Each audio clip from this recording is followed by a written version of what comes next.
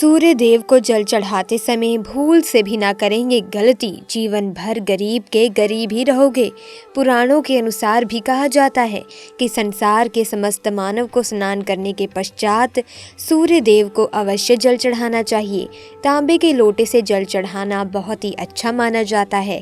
जल के साथ अक्षत एवं फूल मिश्रित कर सूर्य देव को जल चढ़ाने से बहुत ही जल्दी सूर्य देव प्रसन्न होते हैं।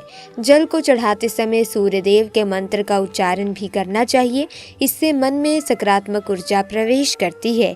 जिन लोगों का स्वास्थ्य अक्सर खराब होता है, यदि वे लोग हर सुबह स्नान करने के उपरांत सूर्य देव को जल चढ़ाते हैं तो उनको स्वास्थ्य से संबंधित जितनी भी समस्या होती है उन सभी का निवारण प्राप्त हो सकता है। बहुत से लोगों की कुंडली में सूर्य की दशा ठीक नहीं होती। इन लोगों को अवश्य ही रोजाना स्नान करने के बाद सूर्य देव को जल चढ़ाना चाहिए। इससे उनके घर में जो भी खराबी है उसमें सुधार आ सकता है। लेकिन कई बार ऐसा होता है कि नियमित तौर जल चढ़ाने के बाद भी कोई अपेक्षित परिणाम हासिल नहीं हो पाते। ऐसे हालातों में इन उपायों से विश्वास ही उठने लगता है, जो कि किसी भी रूप में सही नहीं है। हो सकता है कि आप कुछ ऐसा कर रहे हो जिससे वे उपाय विफल हो रहा हो, या फिर आपका तरीका सही ना हो।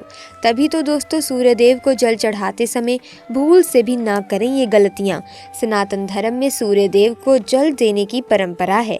वैदिक काल से चली आ रही ये परंपरा आज भी निभाई जाती है। सूर्य की पूजा भगवान राम प्रत्येक दिन किया करते थे। शास्त्रों में भी कहा गया है कि हर दिन सूर्य को जल देना चाहिए। सूर्य को प्रत्यक्ष देवता माना जाता है क्योंकि हर दिन इनके दर्शन प्राप्त होते हैं। बहुत से लोग इस नियम का पालन भी करते हैं। तो चलिए जान लें कि सूर्य देव को जल चढ़ाते समय हमें किन बातों का ध्यान रखना चाहिए। लेकिन आगे बढ़ने से पहले आपसे रिक्वेस्ट है कि वीडियो को लाइक ज़रूर करें, शेयर भी कर दें और चैनल को सब्सक्राइब करके बेल आइकन को प्रेस कर दें ताकि नए वीडियोस की अपडेट आपको मिलती रहे। दोस्तों, नंबर 1, ब्रह्म मुहूर्त में ही अर्पित करें जल। कोशिश करें कि ब्रह्म मुहूर्त में ही आप सूर्य देव को जल अर्पित करें। ब्रह्म मुहूर्त का समय अर्थात सुबह के 3 से 5 बजे का समय सूर्य देव को जल अर्पण करने का सबसे अच्छा समय माना जाता है। जल चढ़ाने से पूर्व आपकी नियमित क्रियाकलाप भी पूर्ण होनी चाहिए। आप स्वच्छ वस्त्र पहनकर ही सूर्य को अर्घ दें। ऐसा करने से नवग्रह अर्थात 9 ग्रह की कृपा जल चढ़ाने वाले व्यक्ति के ऊपर सदैव बनी रहती है। नंबर 2, पूर्व की ओर मुख रखें। सूर्य देव को हमेशा पूर्व की ओर मुख करके जल चढ़ाना चाहिए। हमेशा सूर्य की दशा जब पूर्व की ओर हो उस वक्त ही जल चढ़ाने का प्रयत्न करना चाहिए। जल चढ़ाते समय उस जल की छींटें आपके पैरों के ऊपर नहीं पड़नी चाहिए।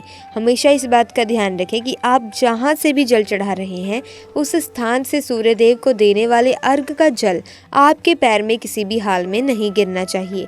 अगर जल चढ़ाते वक्त आपके पैर में वो जल गिरता है तो ये अच्छी बात नहीं है, क्योंकि इससे सूर्यदेव क्रोधित होते हैं। आपके ऊपर किसी की अशुभ दृष्टि भी पड़ सकती है। सूर्य देव को जल चढ़ाते समय सूर्य देव के इस मंत्र का जाप करें। ओम सूर्याय नमः, ओम सूर्याय नमः, ओम सूर्याय नमः। इस मंत्र का उच्चारण आपको श्रद्धा भाव से सूर्य देव का ध्यान करते हुए 3 बार करना है। नंबर 3, बिना स्नान किए ना चढ़ाएं जल। भूल से भी ये गलती ना करें कि बिना स्नान किए ही सूर्यदेव को जल चढ़ा दें। सूर्यदेव को स्वच्छता बेहद पसंद है। ऐसे में यदि आप बिना स्नान किए उन्हें जल चढ़ाएंगे तो वो आपसे रुष्ट हो जाएंगे और दोस्तों, आप जिस कारण से उन्हें जल चढ़ा रहे थे उस कार्य में भी आप असफल हो जाएंगे। आजकल प्लास्टिक का बड़ा फैशन चल रहा है। प्लास्टिक की किसी भी प्रकार की चीज़ों से सूर्य देव को जल बिल्कुल भी अर्पित ना करें। इसके अलावा स्टील, पीतल, कांच इत्यादि पात्र का भी प्रयोग ना करें। सूर्य देव को जल चढ़ाने के लिए हमेशा ताम्र पात्र का प्रयोग करना चाहिए। इसके पीछे वैज्ञानिक कारण ये भी है कि सूर्य देव की उष्णता से प्लास्टिक से कुछ जहरीली गैसेस निकलती हैं जो हमारी सेहत के लिए भी अच्छी नहीं होती। अक्षत एवं फूल अवश्य हों। सूर्य देव को जल चढ़ाते समय जल में अक्षत, रौली, फूल अवश्य होने चाहिए। अगर आपके पास कुछ भी नहीं है तो अक्षत से काम चला सकते हैं, बस खाली सिर्फ जल ना चढ़ाएं। हाथ सर के ऊपर रखें। हमेशा अपने हाथ को सर के ऊपर रखकर ही सूर्यदेव को जल अर्पित करना चाहिए। जब जल की धारा सूर्यदेव को अर्पित करते वक्त गिरती है तो उसी धारा से सूर्यदेव को देखना चाहिए। कहा जाता है कि ऐसा करने से व्यक्ति के ऊपर सूर्यदेव की कृपा बनी रहती है एवं व्यक्ति के मन में सकारात्मक ऊर्जा भी प्रवेश करती है। भूल से भी आपके पैर में चप्पल होनी नहीं चाहिए। यदि आप सूर्यदेव को चप्पल पहनकर जल अर्पण करेंगे तो वो आपसे रुष्ट हो जाएंगे और आपके जीवन में सभी काम रुक जाएंगे और आप जीवन में कभी आगे नहीं बढ़ पाओगे। इसीलिए हमेशा सूर्यदेव को नंगे पैरों में रहकर ही जल अर्पित करें। रविवार के दिन अवश्य जल चढ़ाएं। आप हर दिन सूर्यदेव को जल चढ़ाएं या ना चढ़ाएं, लेकिन रविवार के दिन सूर्य को जल अवश्य चढ़ाना चाहिए, क्योंकि रविवार का दिन सूर्य भगवान का दिन होता है। इस दिन को अवश्य ही हर व्यक्ति को सूर्यदेव को जल अर्पित करना चाहिए। इससे यदि आपकी कुंडली में किसी भी प्रकार का दोष है तो वो दोष गुण में परिवर्तित हो जाएगा। दोस्तों, शनिवार को पीपल के पेड़ की पूजा करने से और दीपक जलाने से शनिदेव प्रसन्न होते हैं, लेकिन रविवार को भी शाम में पीपल के पेड़ के नीचे दीपक जलाने से फायदा मिल सकता है। इससे नौकरी पेशा लोगों का पद और प्रतिष्ठा बढ़ती है, घर में धन और यश बना रहता है। रविवार की रात को 1 गिलास दूध भरकर अपने सिरहाने रखें।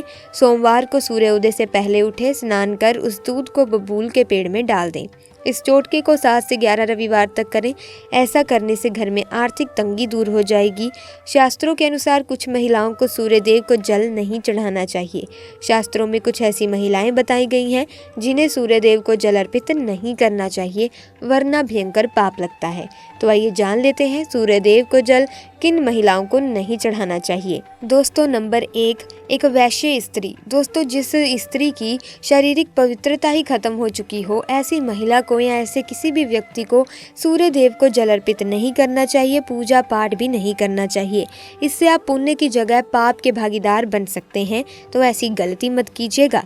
नंबर 2, सबसे ज़्यादा जो महिलाएं सवाल पूछना चाहती हैं वो ये है कि क्या मासिक धर्म के दौरान सूर्यदेव को जल अर्पित किया जा सकता है या नहीं। तो चलिए इस बारे में जान लेते हैं। दोस्तों, मासिक धर्म के दौरान औरतें अपवित्र होती हैं और इसीलिए मासिक धर्म के दौरान कुछ काम नहीं करने चाहिए।